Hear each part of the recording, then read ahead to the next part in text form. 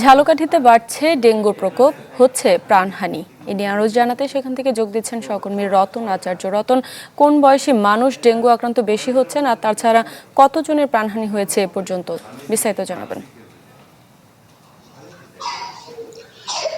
শারমিন, ঝালকাঠিতে হঠাৎ করেই কিন্তু ভালো মতোই ডেঙ্গু চোখ রাঙাচ্ছে।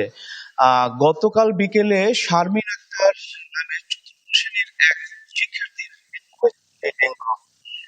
এছাড়া 40 জন রোগী ভর্তি হয়েছে বিভিন্ন হাসপাতালে। এছাড়াও চলতি বছর জানুয়ারি থেকে এখন পর্যন্ত 758 জন রোগী চিকিৎসা নিয়েছে। এদের মধ্যে 717 জন রোগী সুস্থ হয়ে বাড়ি ফিরে গেছে। আমি রয়েছে ঝালকাঠি সদর হাসপাতালে। এখন পর্যন্ত বিভিন্ন হাসপাতালে 41 জন রোগী ভর্তি রয়েছে। এদের মধ্যে সদর হাসপাতালে 27 জন।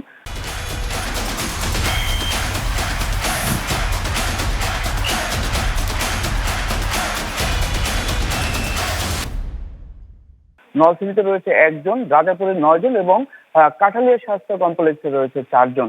আপনি জানেন যে ঝালকাঠির কলাবাগান, লঞ্চঘাট এবং ফকিরবাড়ি সহ 7টি এলাকাকে এই ডেঙ্গুর ঝুঁকিপূর্ণ এলাকা ঘোষণা করেছে স্বাস্থ্য বিভাগ এবং জেলা প্রশাসন।